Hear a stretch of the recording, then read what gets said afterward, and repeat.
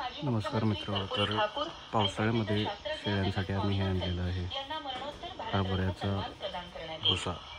तर हा भुसा शेळ्या एकदम आतुरतेने आणि चविष्टेने खातात आणि याच्यापासून त्यांना खूप फरक पडतो आहे। तर तुम्ही हे तुमच्या शेळी पालनामध्ये एवढा मोठा भुसा नक्की आणायचा प्रयत्न करा आणि तुम्ही हा भुसा वगैरे खाऊ घालता का नाही ते पण कमेंटमध्ये सांगा। काही ठिकाणी मुसळधार पाऊस अथवा तीव्र हिमवर्षाव होण्याची शक्यता आहे।